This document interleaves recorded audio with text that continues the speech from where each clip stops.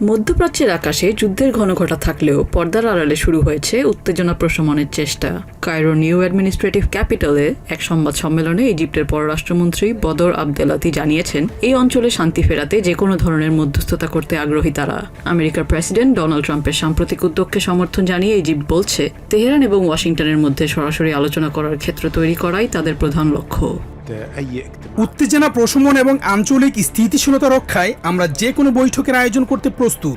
আমরা প্রতিদিন আঞ্চলিক পক্ষগুলো, বিশেষ করে জিসিসিভুক্ত দেশ পাকিস্তান, তুর্কি এবং আমেরিকার সাথে পরামর্শ করছি। যদি আমাদের কোনো বৈঠক আয়োজনের অনুরোধ করা হয় তবে আমরা তাকে স্বাগত জানাবো। সংঘাত থামাতে ওয়াশিংটনের পক্ষ থেকে এরই মধ্যে একটি খসড়া প্রস্তাব তেহরানে পাঠানো হয়েছে। ইরান সরাসরি সেই প্রস্তাব প্রত্যাখ্যান না করলেও বর্তমানে তা পর্যালোচনার পর্যায়ে রয়েছে বলে জানা গেছে। তবে আলোচনার টেবিল যেখানেই বসুক না কেন, সেখানে নিজেদের জায়গা নিশ্চিত করতে চায় উপসাগরীয় দেশগুলো। জিসিসি মহাসচিব জাসেম আল বুদাইবি এক টেলিভিশন ভাষণে জানিয়েছেন, আঞ্চলিক নিরাপত্তা এবং দীর্ঘমেয়াদী স্থিতিশীলতার স্বার্থে যে কোনো চুক্তিতে উপসাগরীয় দেশগুলোর অংশগ্রহণ অনিবার্য। কূটনৈতিক এই টানাপোড়েনের মধ্যেই নতুন করে উদ্বেগ বাড়ছে হরমুজ প্রণালী ঘিরে।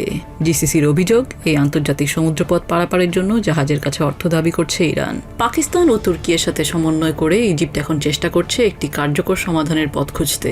তবে 4 সপ্তাহ ধরে চলা এই যুদ্ধের অবসান শেষ পর্যন্ত আলোচনার টেবিলে ঘটবে কিনা তা নির্ভর করছে তেহরানের পরবর্তী পদক্ষেপের ওপর। নিজিয়া জামি, TVN 24 নিউজ ডেস্ক।